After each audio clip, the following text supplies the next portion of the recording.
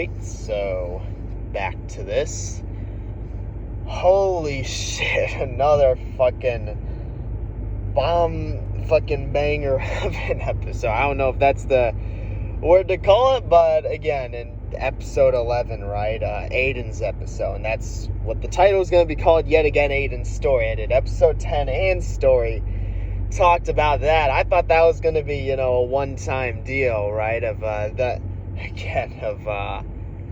kind of a story, that kind of episode, right? And then just immediately after, we get fucking Aiden's story in the next episode. Another fucking, again, just, I don't want to call it banger, right? Or like bomber or anything. But again, just another, wonderful, phenomenal, story told there.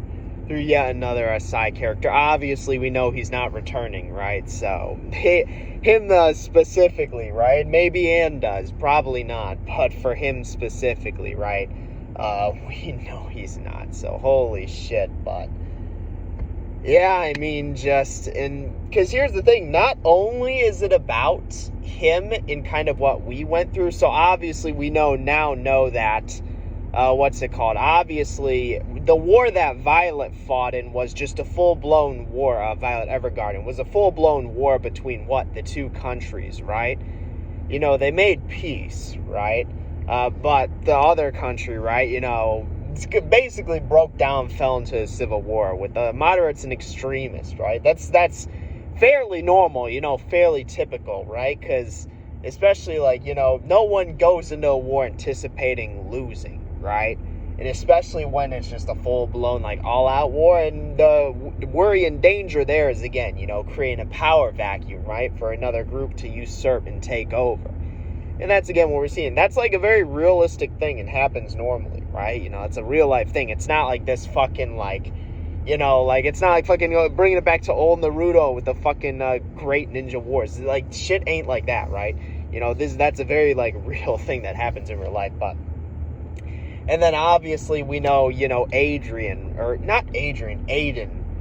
Aiden, he's just one of the soldiers there who's just doing his duty, right? Again, he got shipped out. It is what it is. He got drafted, and he's got the picture of his girlfriend. But obviously we see him and his team get ambushed and taken out by the fucking extremists, right?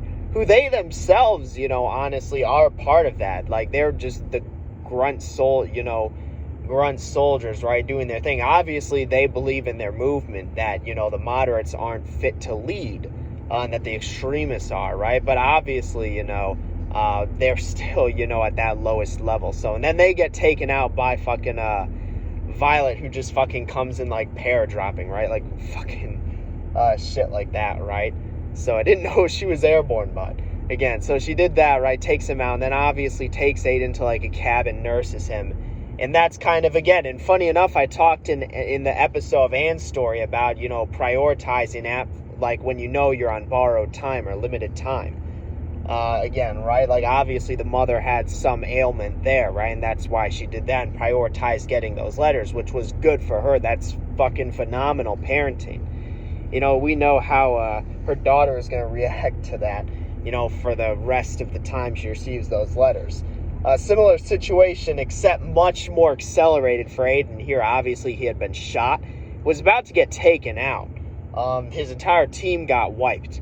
So, he was very literally, dying, and he realized that. He's like, I need to get these letters out. And he has Violet write one to his mother and father. He actually, it wasn't verbatim, but he pretty much told her what to write.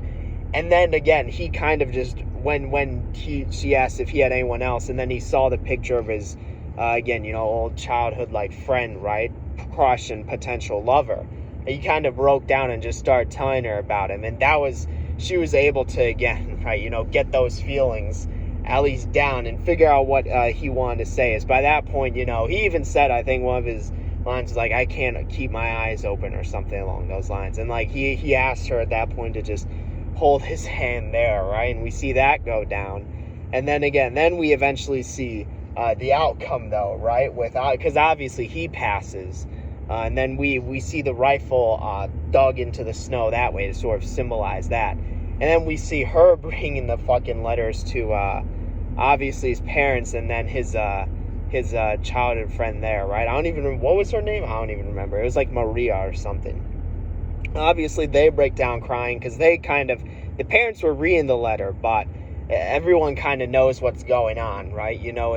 It's not like, I guess, how it usually happens. I'm pretty sure if that's the case, that's when you have like the fellow friend or a soldier of the wounded or not wounded casualty, like bring the folded flag to whoever, right? The recipient is, or like whoever was made like noted on the will or whatever. But obviously that's a modern practice. We take into consideration this is World War I, so just getting the letters, right, of your son was a casualty, right, is, again, that's probably more than what a lot of people got. And then obviously we see them being thankful to Violet, and then this is where it's kind of transitioning, right? We see Violet, break down, start crying, saying that, they shouldn't be thankful, she couldn't save him, right?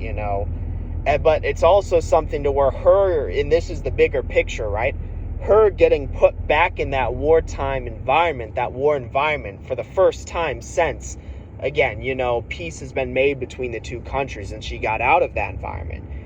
We saw, and even the one fucking extremist soldier who was kind of the team lead of the group, he like recognized who she was. He's like, wait a second, it's her. He's like, no way. He was literally like, because she took like one of his team members hostage, and he's like, stop, like, I know who you are. And then he drops his gun and he's like, come on guys, we can't fight her, we need to leave.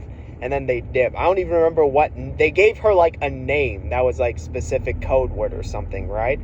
So they knew very well who she was, and from their eyes, she's probably the deadliest assassin on the planet, right? The most lethal hitman out there. And we see her pretty much just body his group, right? Pretty much completely unarmed, without any weapon on her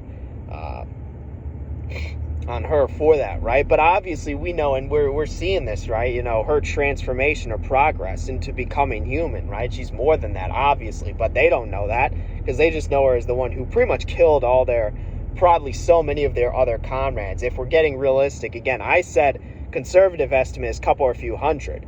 Liberal estimate is probably like upwards of 1,000.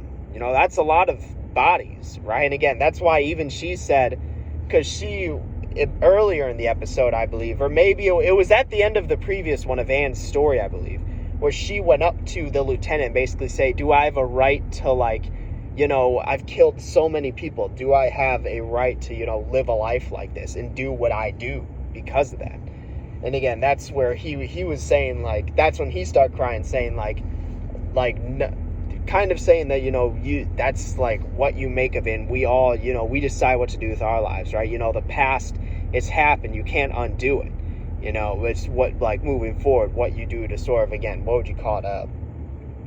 To, I guess, ramificate that, or is that even a word? I don't know. But yeah, again, right? So that's what that comes down to. And again, it's just something to where, again, this episode also made me cry, not gonna lie. So the 2 episodes in a row made me cry. I needed to stop myself from watching the last 2. So right now I'm still only through episode 11. Because I know once I watch 12, I'm just gonna watch 13, right? Because it's only 1 left. So I had to stop myself there.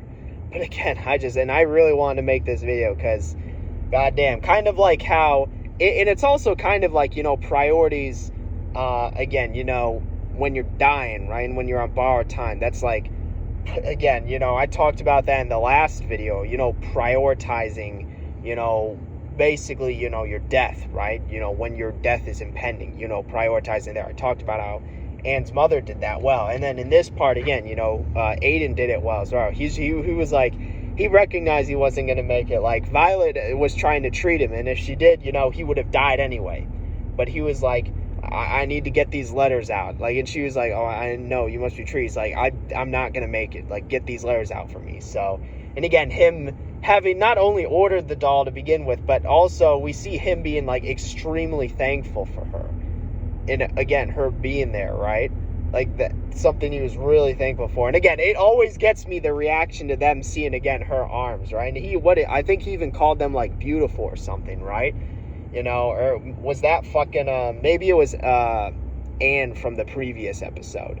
But again, right? So at least in terms of that. But we see that there, right? So again, that's just something to where it's like, again, and obviously him passing in that moment, right? Again, right, being thankful for her, but also again, him, the big thing being him, I'm pretty sure they didn't show it, right?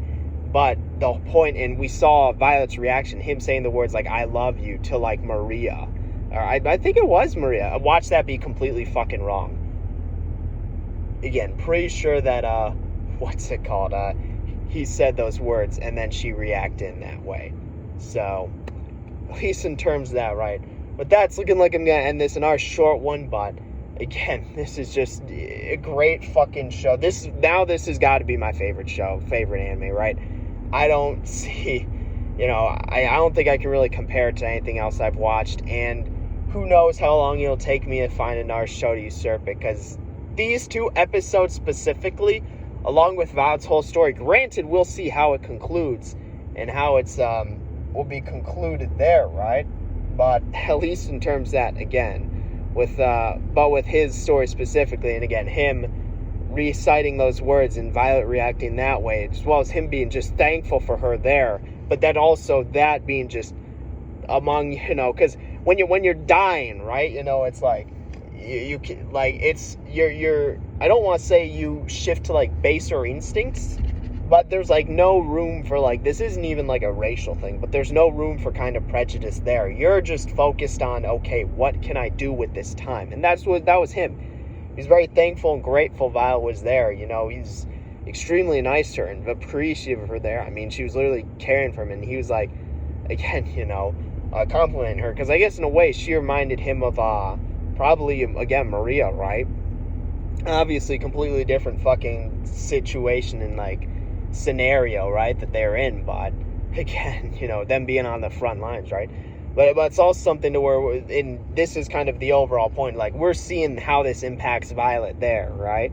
Again, her not only going through that and realizing, because for the first time, being back in the war zone for the first time, right, on the front lines, and seeing that impact there, and literally him dying in her arms, but then also needing to go back to the families and present the letters, right?